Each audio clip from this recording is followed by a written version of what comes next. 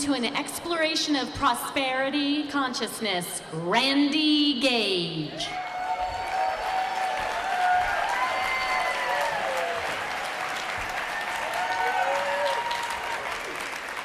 Then on the flight home from Tahiti, Air France 747, and it just so happened I was going to the lavatory as the curtain parted, and I saw this very unusual sight.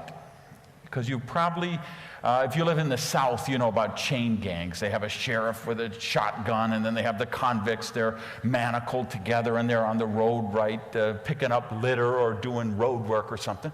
So I looked, and I saw a section like that. And these people, strapped in. So I say to the flight attendant, is this like a prison barge or something? She says, no, that's the economy cabin. Now, you probably didn't know either, right? Did you know there's this whole other section in the back of the plane? I didn't know. Behind the curtain, these people, they're all strapped in, they throw them a bag of peanuts, and, oh, she gave me the whole can of Coke. What's up with that, right? So, now, of course, I knew I'd be coming here, and I knew this is a very inquisitive crowd, and you'd want to know about these things, so I did a little investigation. How does that happen? Well, it turns out you could get like $1,500. You could get 2 tickets in the back of the plane to Tahiti, and maybe $15,000 to $18,000. You get 2 tickets in the front. So the difference, and by the way, you fly from LA, and if I remember, it's like 9.5, 10-hour flight. So think about this. So it's a 9.5, 10-hour flight. It's $1,500 in the back, $15,000, $16,000, $18,000 in the front. So there's $15,000 difference between the 2 sections. Now, I know exactly what you're thinking. You're saying, okay, 9.5 hours, $15,000.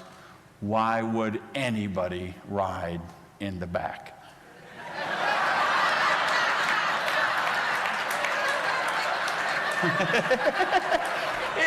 Is that not what you were thinking?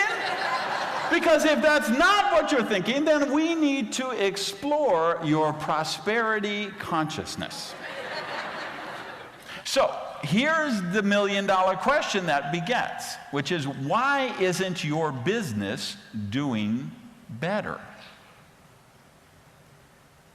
Now, I learned from NSA, research your audience, find out. So what I did leading up for the last week is I read every single one of you's websites, one sheet, and packet for every person in the room. Here's what I've discovered. We have 517 people who are the #1 sales trainer in the world.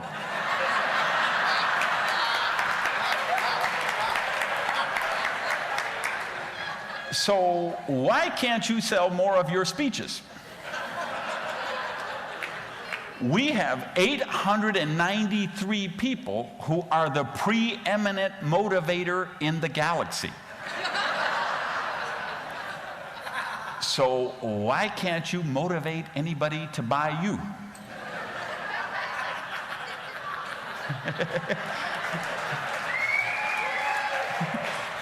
And we have about 312 people who claim they can actually move mountains with a mustard seed. So why can't you get a bureau to return your calls? Now, let's explore why you think that's the case, and then let me suggest why I think that's the case.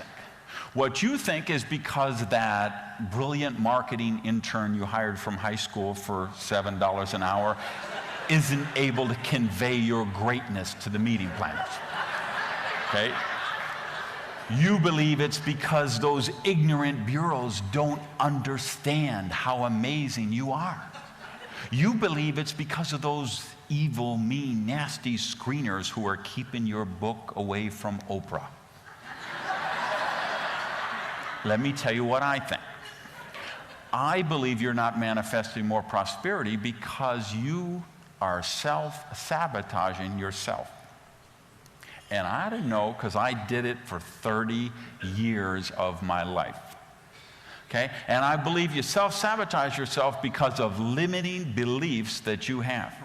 And see, what's happening with the government, what's happening with the organized religion, what's happening with the data sphere is they're programming you 24 hours a day, 7 days a week. And you know what they're programming with you? 95, 96, 98% of the time, it's negative, lack-centered programming. Money is bad, rich people are evil, it's spiritual to be poor, it's noble to be poor.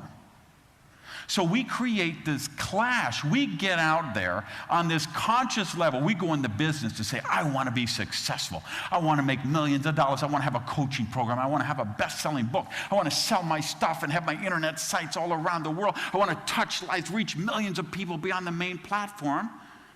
And then you have the subconscious mind saying, if you keep doing that, you're going to become one of those evil, mean, nasty, rich people.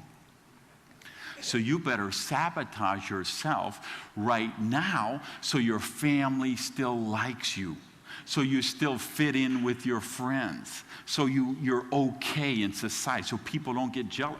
So I went out, and for the first years, I taught how to make money, and I was pretty good at making money. So I was okay. I was congruent to do those programs, but I didn't really know prosperity. It took me a long time. It took me about 7 years of personal therapy to get to the point where I could like myself.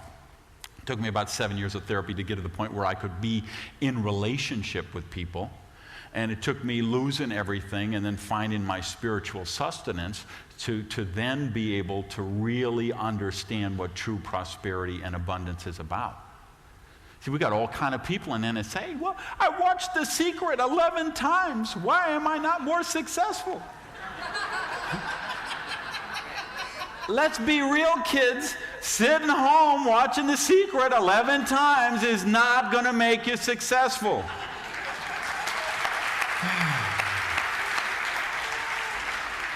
If you want to really know how to be successful, you're going to have to get my next book, The Secret of Chicken Soup for Harry Potter's Soul.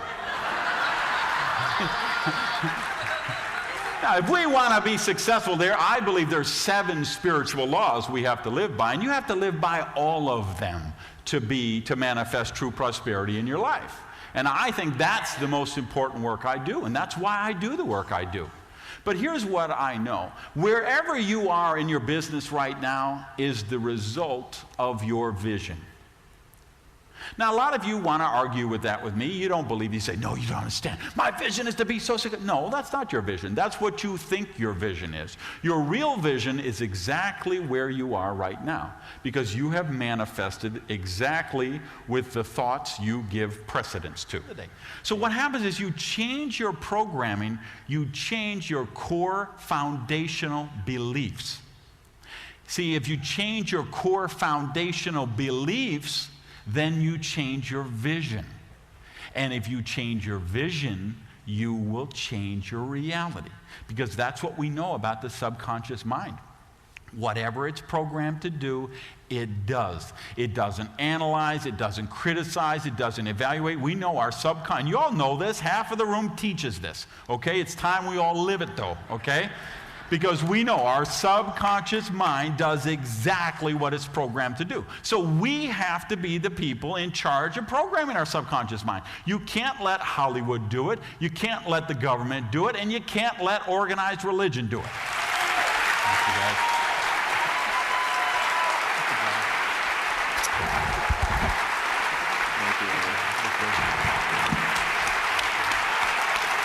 Randy Gage.